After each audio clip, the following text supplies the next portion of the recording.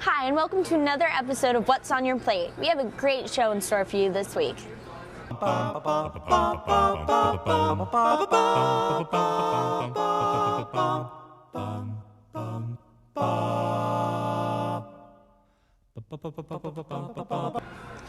First, we'll check in with Rider students to see how they like their chicken.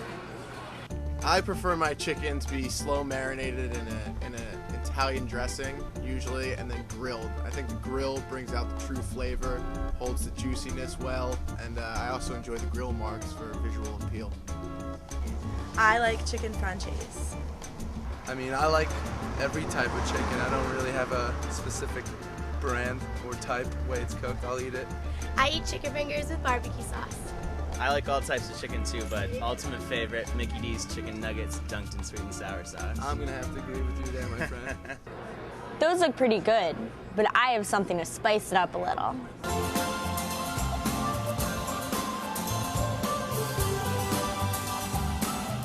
Hi, welcome to Chow Time with Caroline. This week we'll be making salsa chicken. It's really easy. The ingredients are chicken, pepper, salt, garlic powder, flour, and salsa. The first step is to add the salt, pepper, and garlic powder into the flour. Like the rest of the recipes that we've done here on Chow Time with Caroline, you can do it to however you want it to taste. I like garlic.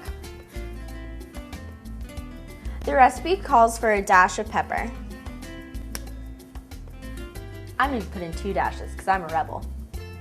Next, add a little bit more salt than you did the pepper.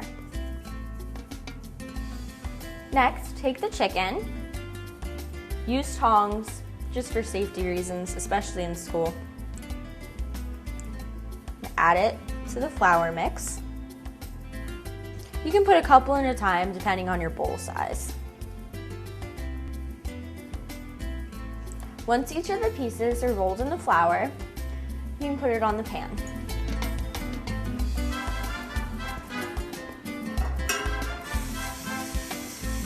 Make sure the pan is well greased so that the chicken doesn't stick.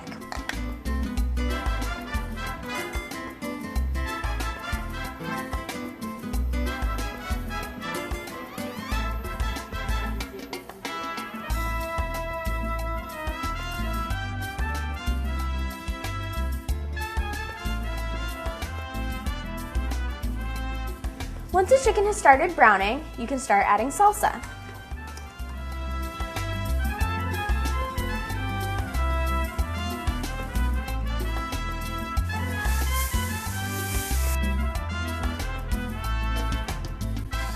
Once you've checked the chicken to make sure that it's not pink on the inside anymore, it should be about done.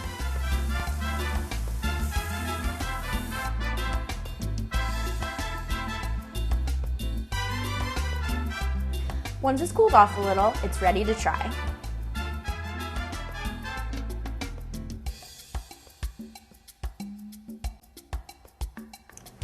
Spicy. Tune in next week, Chow Time with Caroline. Looks like we found something that Tom may be able to squeeze into his diet. Let's see how he's doing at 20 and 10. In case you guys haven't been tuning in, Tom and I have set out over the past couple of weeks to get him to lose weight. Our goal is 20 pounds in 10 weeks. Last week was a success because we found he lost 6 pounds. Week 4 didn't go so smoothly.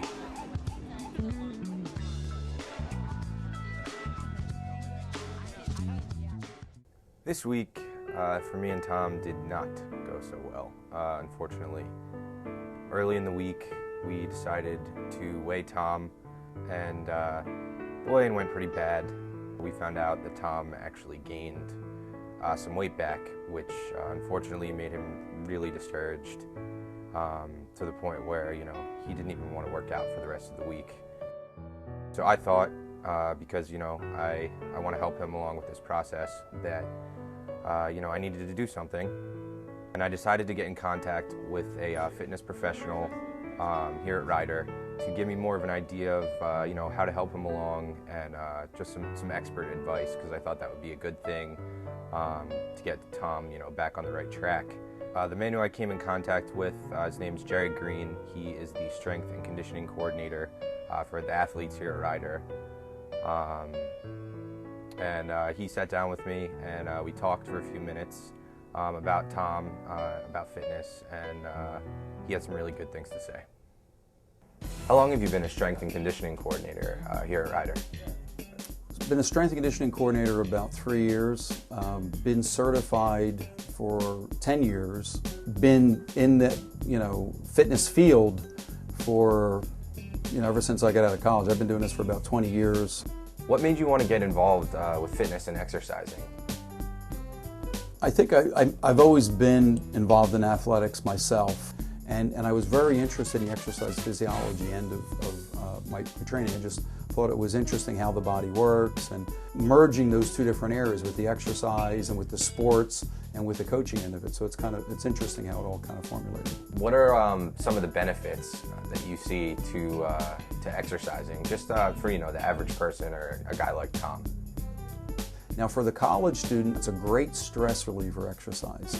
The other thing is, you're going to be able to lose. When you're at college, there's a tendency to gain weight. There is a stress, and when we want some kind of pleasure, so we want to eat, that type of thing. So we have unhealthy lifestyle. So it's also going to help, your body weight, which is also going to help you to feel better.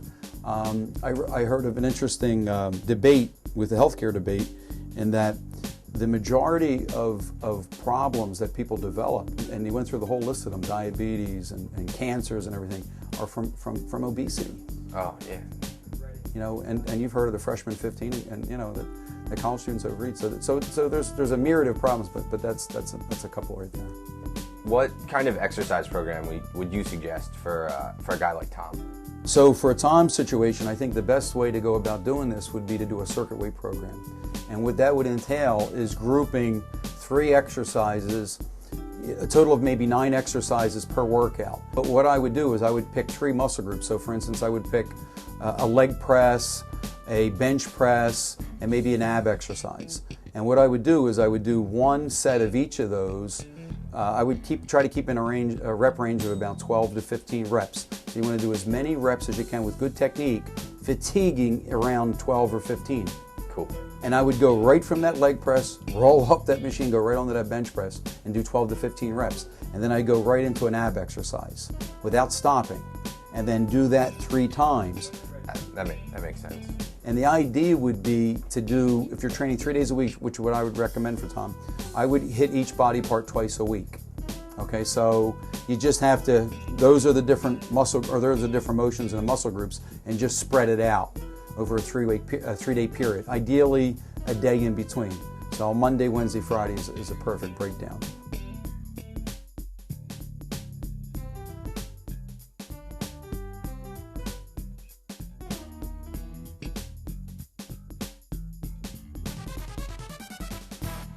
Now, if Tom finishes early and he has another 15 minutes, jump on a piece of cardio and just finish it off. Okay, great. Thank you so much for everything, and we'll let you know how it goes. As you can see, Mr. Green is a really knowledgeable guy. He had a lot of good things to tell me. So hopefully I can get in contact with Tom in the beginning of next week to implement some of the things, some of the advice that he gave me. So tune in next week, and it's unfortunate, but we'll see what happens. Feel the burn, Tom. Now we'll see what local restaurant Jessica Nicole visited this week.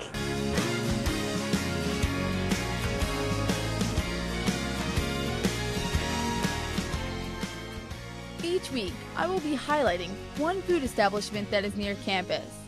These places will all be delicious, inexpensive, and convenient. So let's take a trip down to a little hot dog stand where hospitality comes easy. Captain Paul's has a comfortable, friendly atmosphere, and as soon as you make your way in here, you already feel like you belong, like you're just a part of the family. It's a community-oriented place and is dedicated to those who work in the local emergency service groups. A place where all emergency service people are recognized.